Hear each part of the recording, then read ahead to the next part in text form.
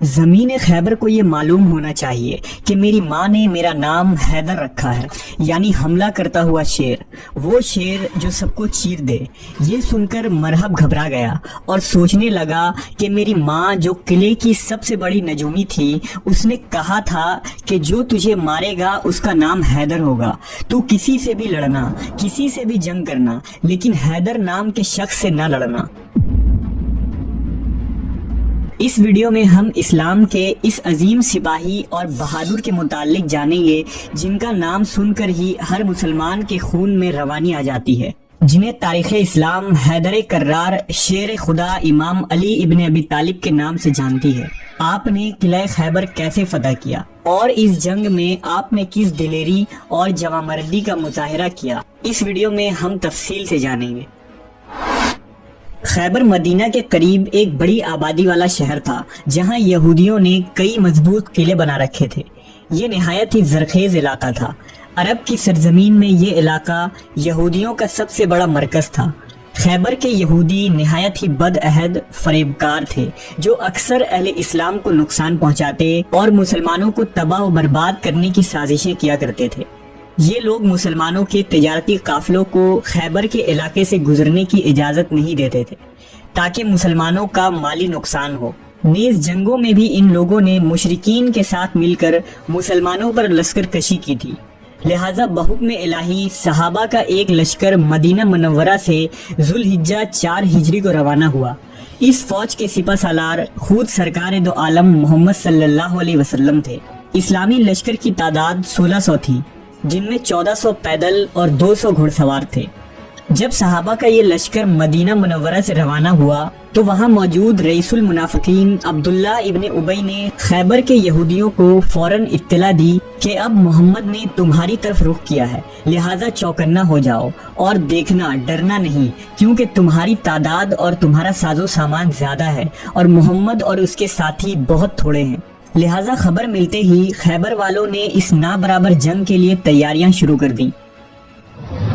جب اسلامی لشکر خیبر کے قریب پہنچا کہ شہر نظر آنے لگا تو آپ صلی اللہ علیہ وسلم نے ایک مقام پر ٹھہر کر اللہ سے دعا کی اور پھر ایک چھوٹا سا لشکر حملے کے لیے روانہ کیا جس کے سپہ سالار حضرت ابو بکر کو بنایا۔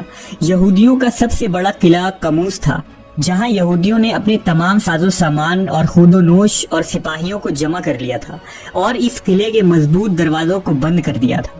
مسلمانوں کا یہ لشکر قلعے کے قریب پہنچا تو قلعے کے اونچے فصیلوں سے تیر اندازوں نے تیروں کی بارش شروع کر دی، لہٰذا یہ لشکر ناکام واپس لوٹ آیا۔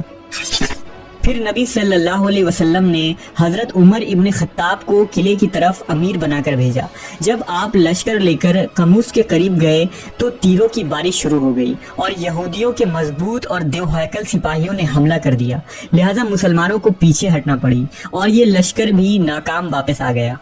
اس طرح نبی صلی اللہ علیہ وسلم نے حضرت سعد بن عبادہ اور دیگر اصحاب کو لشکر کا سپہ سالار بنا کر بھیجا، لیکن وہ سب میدان سے واپس لوٹ آئے اور کامیاب نہ ہو سکے۔ یہ آپ صلی اللہ علیہ وسلم اور آپ کے اصحاب کے لیے ایک سخت آزمائش کا دن تھا۔ ہر طرف مایوسی اور اہل خیبر کا خوف و دہشت چھائی ہوئی تھی، لہٰذا نبی صلی اللہ علیہ وسلم خیمے سے باہر آئے اور اپنے اصحاب کو جمع کیا۔ فرمایا، کل میں اس شخص کو جھنڈا دوں گا جو اللہ اور اس کے رسول سے محبت کرتا ہے اور اللہ اور اس کا رسول اس سے محبت کرتے ہیں۔ وہ شکست کھانے والا نہیں اور نہ ہی میدان سے بھاگنے والا ہے، اللہ اس کے ہاتھوں سے فتح عطا کرے گا۔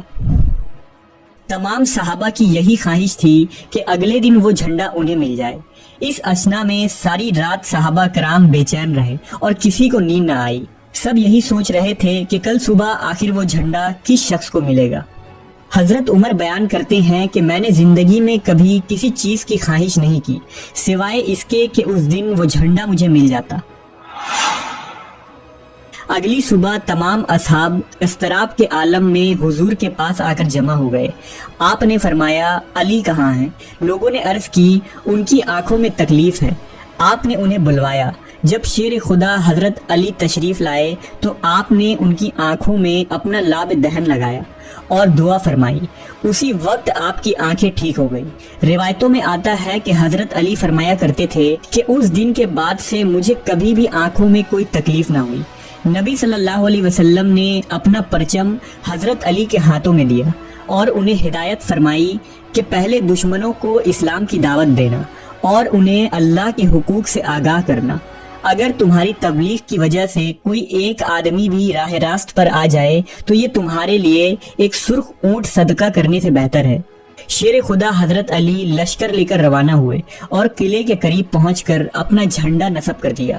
آپ نے حضور کے حکم کے مطابق یہودیوں کو اسلام کی دعوت دی، لیکن انہوں نے انکار کر دیا اور اس دعوت کا جواب اینٹ، پتھر اور تیروں سے دیا۔ اس دوران اس قلعے کا سردار، جس کا نام مرہب پہلوان تھا، قلعے سے باہر آیا، جو ایک دیو ہیکل اور جنگجو شخص تھا۔ عرب مرہب کو 100 سپاہیوں کے برابر قرار دیتے تھے۔ یہودیوں کا یہ سپہ سالار آگے بڑھا اور یہ شعر پڑھا: خیبر خوب جانتا ہے کہ میں مرہب ہوں، اسلحہ پوش ہوں، بہادر ہوں اور تجربہ کار ہوں۔ حضرت علی علیہ السلام نے اس کے جواب میں رجس پڑھا اور یہ شعر پڑھتے ہوئے آگے بڑھے: میں وہ ہوں کہ میری ماں نے میرا نام حیدر یعنی شیر رکھا ہے، میں کچھار کے شیر کی طرح ہیبت ناک ہوں۔ مرہب نے بڑے غضبناک انداز کے ساتھ آگے بڑھ کر حضرت علی پر اپنی تلوار سے وار کیا، مگر آپ نے ایسا داؤ بدلا کہ مرہب کا وار خالی گیا۔ پھر آپ نے بڑھ کر اس کے سر پر اس زور کی تلوار ماری کہ ایک ہی ضرب میں ذوالفقار حیدری سر کو کاٹتی ہوئی دانتوں تک اتر آئی اور تلوار کی مار کی آواز فوج تک پہنچا۔ مرہب زمین پر گر کر ڈھیر ہو چکا تھا۔ مرہب کی لاش کو زمین پر تڑپتے ہوئے دیکھ کر یہودیوں کا یہ فوج حضرت علی پر ٹوٹ پڑا، لیکن ذوالفقار حیدری بجلی کی طرح چمک چمک کر گرتی تھی، جس سے صفوں کی صفیں الٹ گئیں اور یہودیوں کا یہ مایا ناز بہادر مرہب، حارث، اسیر، عامر وغیرہ کٹ کر ڈھیر ہو گئے۔ ابو رافع کی روایت کے مطابق ایک یہودی نے قلعے کے دروازے کے پاس حضرت علی پر وار کیا اور آپ کی ڈھال گر گئی، لہٰذا آپ نے قلعے کے ایک دروازے کو ہی اکھاڑ کر اس کو اپنی ڈھال بنا لیا اور اس دروازے کو ہاتھ میں لے کر آخر تک لڑتے رہے، یہاں تک کہ قلعہ آپ کے ہاتھوں سے فتح ہو گیا۔ قلعہ قموس کا یہ دروازہ اتنا مضبوط اور بھاری تھا کہ جنگ کے خاتمے کے بعد 70 لوگوں نے مل کر اس دروازے کو اٹھایا۔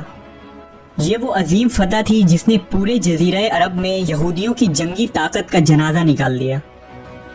اللہ نے شیر خدا حیدر کرار حضرت علی علیہ السلام کے ہاتھ سے خیبر کی فتح عطا فرمائی اور قیامت تک کے لیے اللہ نے آپ کو فاتح خیبر کے معزز لقب سے سرفراز فرما دیا۔